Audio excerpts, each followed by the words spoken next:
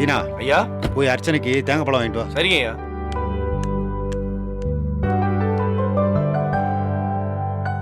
போலாம் சக்தி. ஐயா, என்கிட்ட ஏதோ முக்கியமான விஷயம் பேசணும்னு சொன்னீங்க.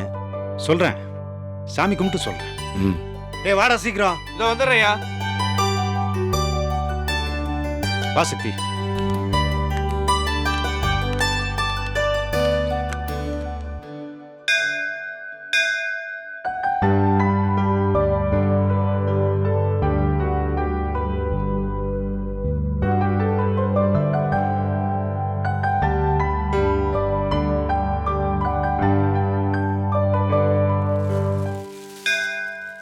ஐயா வாங்கய்யா. யார் பேருக்கு அர்ச்சனை? என் தங்கச்சி மலர் பேருக்கும் அவ வீட்டுக்காரர் சக்தி பேருக்கும். நட்சத்திரம்? மலர் பூர நட்சத்திரம், சக்தி திருவோண நட்சத்திரம். பண்ணிடலாங்க ஐயா. பண்ணிடுங்க. ஆ.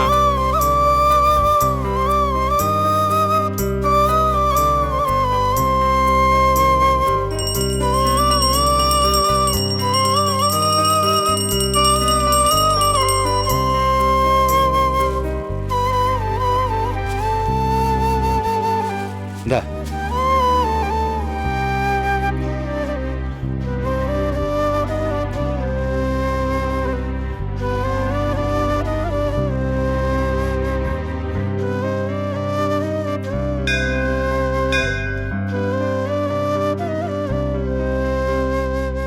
தீனா நீ ஐயா. போய் வண்டியில இரு. சரிங்க ஐயா. சக்தி, ஐயா, உனக்கு அமைச்சர் பதவி தரணும்னு தலைவர்கிட்ட பேசிட்டு இருக்கேன். இந்த மாவட்ட செயலாளர் பதவியிலேருந்து நான் விலகிட்டு உன்னை அந்த பதவி கொண்டு வரலான்னு பார்க்குறேன்.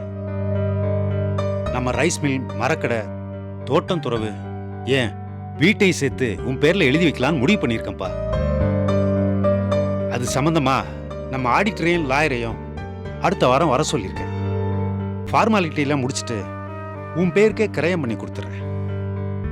ஐயா, எதுக்கு இதெல்லாம்? இது மட்டும் இல்ல சக்தி, வேற என்ன வேணாலும் கேளு. என் பேர்லயும் மலர் பேர்லயும் இருக்கிற எல்லாத்தையும் உன் பேர்ல எழுதி வச்சிடுறேன். இது எதுவுமே எனக்கு வேண்டாம். எனக்கு வேண்டியதெல்லாம் ஒன்னே ஒண்ணுதான், மலரோட சந்தோஷம். அது உன் கையில தான் இருக்கு சக்தி. அவ வாழ்க்கை உன் கையில தான் இருக்கு. ஒரு ரத்தம் அவ வயிற்றுல வளருது. ஆனா நீ மலர மனசார மனைவியே ஏத்துக்கல. மலர் குழந்தை உண்டானதும் நீ மலர மனப்பூர்வமா ஏத்துக்கிட்டு சந்தோஷமா வாழ ஆரம்பிச்சிட்ட. மலரும் சந்தோஷமா இருக்கிறான்னு தான் நான் நினைச்சேன். ஆனா நீ இப்போ நடந்துக்கிறதெல்லாம் பார்க்கும்போதுதான் நீ விருப்பப்பட்டு மலரோட சேரல, அது ஒரு விபத்துன்னு புரிஞ்சுக்கிட்ட. தெரிஞ்சோ தெரியாமலோ நீ மலர் கழுத்துல தாலி கட்டிட்ட. இப்போ அவ உன் பொண்டாட்டி, உன் குழந்தைக்கு அவ அம்மா. இப்போ அவ வாயும் வயிறுமா இருக்கிற நேரத்துல கூட அவகிட்ட அன்பா பேசி அக்கறையா நடந்துக்க மாட்டேன்ற. உனக்கு ரேவதியை தான் பிடிக்கும், அவதான் உனக்கு முக்கியம்னு எனக்கு தெரியும்.